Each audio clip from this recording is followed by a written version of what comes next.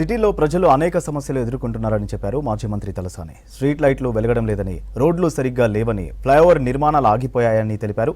BRS ప్రజాప్రతినిధులకు అధికారులు protocol పాటించడం లేదన్నారు. జీహెచ్ఎంసీ కౌన్సిల్లో తమ పార్టీ సభ్యులే మెజారిటీ ఉన్నారని, అయినా పట్టించుకోవడం లేదని ఆరోపించారు. నగరంలో సమస్యలపై పార్టీ నేతలతో కలిసి జీహెచ్ఎంసీ కమిషనర్ ఇలంబర్తికి వినతిపత్రం ఇచ్చారు తలసాని. ప్రజలు ఎన్ని ఇబ్బందులు పడుతున్నా ఇన్ని రోజులు ఎలాంటి ఆందోళన చేయలేదన్నారు. కాంగ్రెస్ సర్కార్ ఏర్పడి ఏడాదవుతుందని, ఇకపై ప్రభుత్వాన్ని నిలదీస్తూనే ఉంటామని చెప్పారు తలసాని.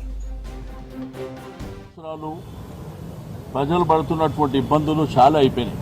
ప్రతి దగ్గర కూడా చాలా సమస్యలు వస్తున్నాయి.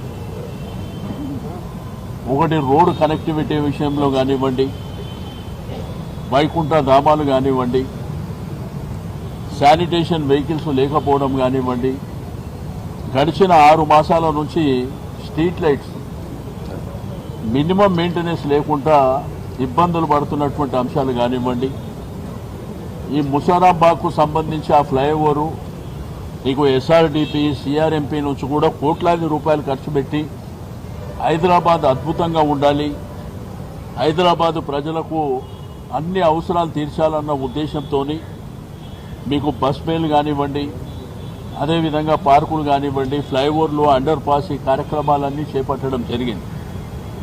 అయితే గడిచిన 1 year అయిపోయింది కాబట్టి ఇప్పుడు జోనల్ వారీగా తీసుకుంటే కూడా డబ్బులు అలొకేషన్ చాలా తక్కువ ఇస్తుంది.